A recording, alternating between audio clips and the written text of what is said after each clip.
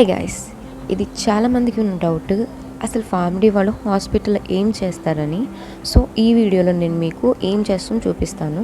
Morning మేము 9కి మా కాలేజ్ నుంచి స్టార్ట్ అయ్యి హాస్పిటల్కి రీచ్ అయిపోతాం. తర్వాత ఎవరికి అలర్ట్ చేసిన డిపార్ట్మెంట్స్కి వాళ్ళు వెళ్ళి రిపోర్టింగ్ అయితే చేయాల్సి ఉంటుంది. సో ఆఫ్టర్ రిపోర్టింగ్ మనం వార్డ్ రౌండ్స్ జరుగుతుంటే పార్టిసిపేట్ చేయాలన్నమాట.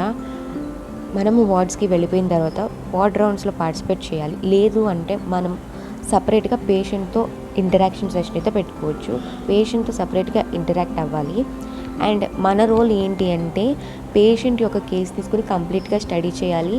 And from day of the admission నుంచి డిశ్చార్జ్ వరకు పేషెంట్కి ఏమేమి మెడికేషన్స్ ఇచ్చారు, వాళ్ళకి ఎలా ఉంది, అండ్ ఇలా పేషెంట్ని మానిటర్ చేయాలి.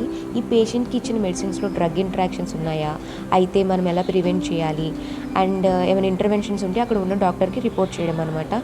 ఇవన్నీ అయిపోయిన తర్వాత ఇంకా ఏమైనా ట్రీట్మెంట్లో కూడా మనం అసిస్టెన్సీ ప్రొవైడ్ చేయాలి అనుకుంటే, మనం హెల్ప్ చేయాలంటే హెల్ప్ చేయొచ్చు.